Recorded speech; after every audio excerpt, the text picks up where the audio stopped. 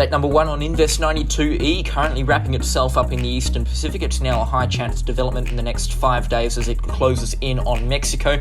We could be seeing a significant tropical storm or even a low-end hurricane materialise out of this system, and if it does get named, it'll pick up the name of Blas. Currently with winds of 20 miles an hour, that also equates to 20 knots, pressure of 1,007 millibars, moving west-northwest at 8 miles an hour. That is 7 knots for Invest 92E. Your latest update brought to you by Josh from the Hurricane Chaser Chase team.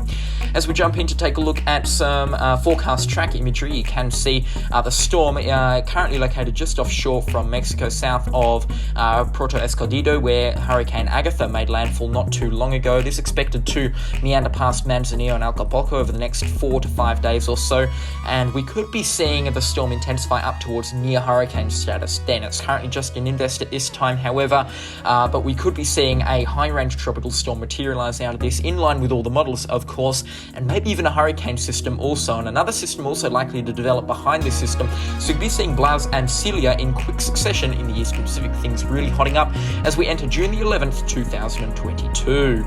Here's a look at what the National Hurricane Centre thinks of Invest 92E and also that other low that is expected to develop towards the southeast of the system. It's now an 80% chance of development in the next 5 days in that red hatched area. However, a 30% chance of development in the next 2 days. It's really not going to wrap itself up quite nicely then. However, we do already see some very broad circulation starting to take shape. However, that will materialise more around day 3 and day 4. And like I said, this storm could be bringing heavy rainfall and damaging winds to the Mexican coastline, especially between Acapulco and Manzanillo. So if you do live there, make sure you are taking notes of this system quite quickly right now, because this could deliver some significant conditions to your area.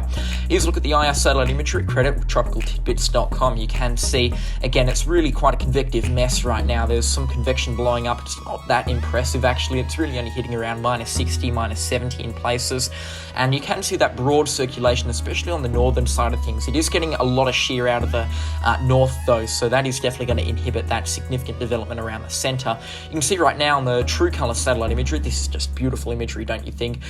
There's some broad circulation really trying to develop right now. It's a big trough sort of system with significant convection in the southern side of things right now. It might actually be a little bit further north to what the National Hurricane Centre is saying. Here's a look at the water vapour satellite imagery. You can see mid-level humidity is currently sitting around 60%. It's not horrible for the system, but it's also not the best that the Eastern Pacific can provide. Sea surface temperatures as well aren't also that good for the storm. They're still around 29 degrees Celsius, but ocean heat content isn't too good at all.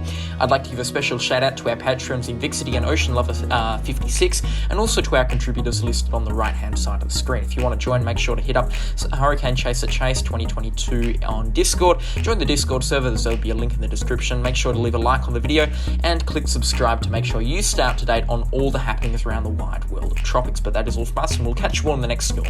Goodbye.